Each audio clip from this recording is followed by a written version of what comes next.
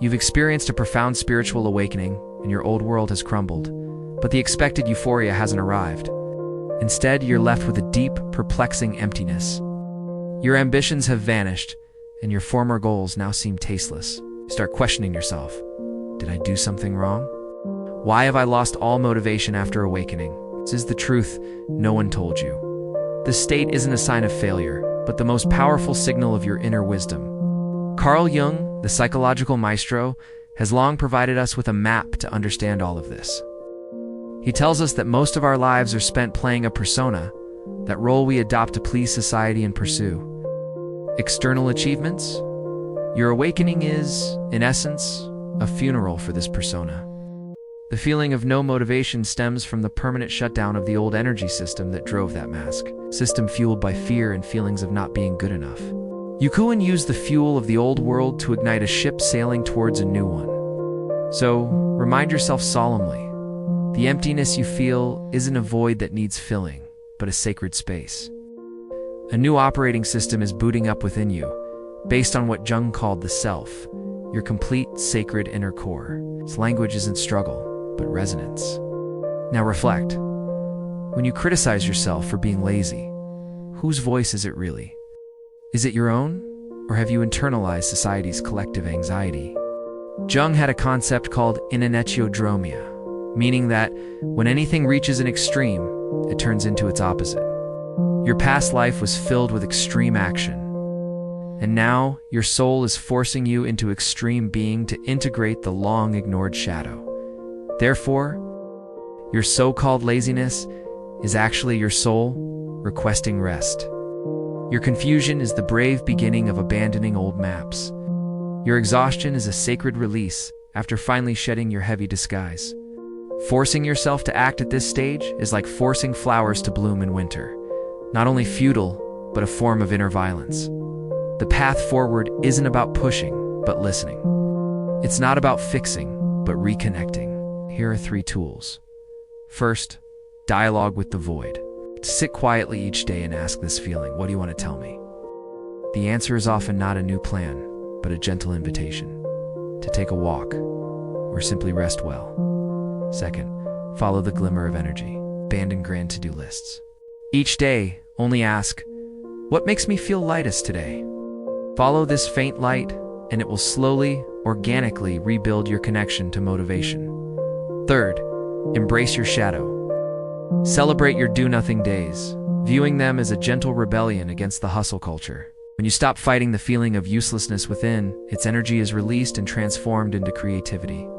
You see, this vacuum of motivation is the gateway to your more authentic self. You're not broken. You're becoming whole. You're not lost. You're being found. You're allowed to rest, allowed not to know the next step. This isn't the end, but a sacred pause before the real beginning. The world is waiting for the you that's reborn from silence, carrying genuine power. Until next time, stay authentic. If this message resonated with you, please share, comment, and subscribe. We'll see you next time.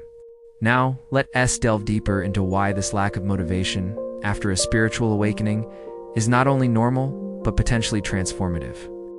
The spiritual journey often begins with a burst of energy and excitement. You feel alive, connected, and full of purpose. But as the initial high fades, many find themselves in a strange, unfamiliar territory.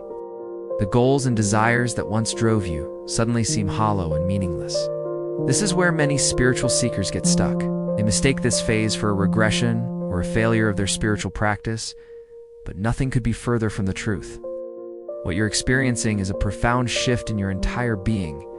Your old self, with its conditioned desires and fears, is dissolving. The motivation that once propelled you was often rooted in ego-driven needs, the need for approval, success, or security as defined by society. As you awaken, these external motivators lose their power. You're no longer running on the hamster wheel of societal expectations. This can feel terrifying to the ego, which has always derived its sense of worth from external achievements. But here's the beautiful truth. This void is not empty. It's pregnant with possibility.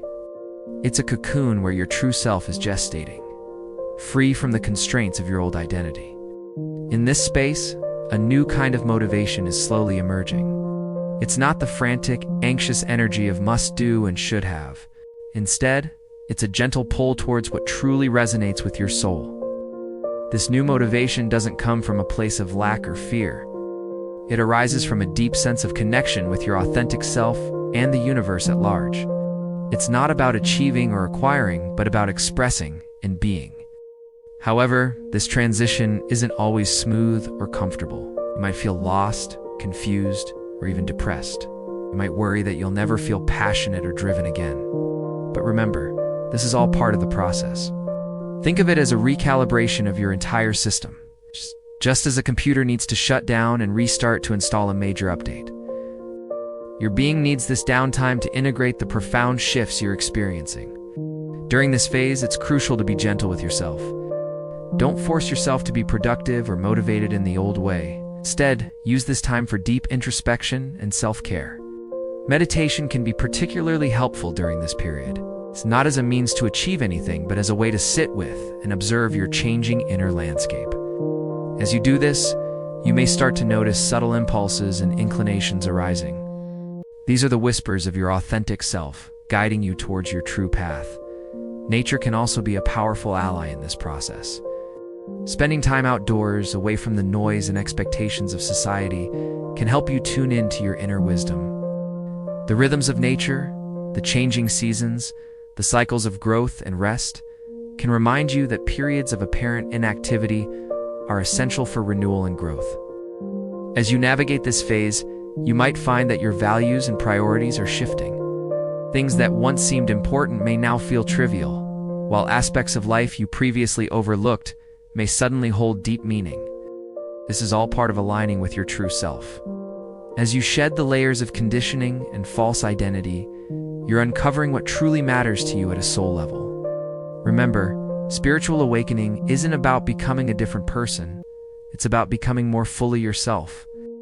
The lack of motivation you re-experiencing is simply the falling away of what no longer serves your authentic self. In time, as you continue to honor this process, a new kind of motivation will emerge. It won't be the driven, anxious energy of before.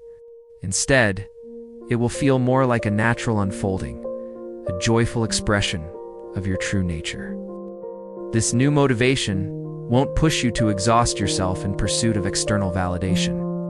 Instead, it will guide you towards actions and experiences that nourish your soul and contribute to the greater good. So, if you're in this space of seeming lack of motivation after a spiritual awakening, take heart. You're not regressing. You're progressing. You're not losing your drive. You're finding your true calling. Trust the process. Honor the void. Listen to the whispers of your soul. In time, you will find yourself moving through life with a sense of ease and purpose you've never known before. This is the gift of spiritual awakening. Not a life of constant bliss or achievement, but a life of authenticity, depth, and true fulfillment. Embrace this journey with all its challenges and uncertainties. For it is through these very experiences that you are becoming who you were always meant to be. Until we meet again, remember, you are exactly where you need to be.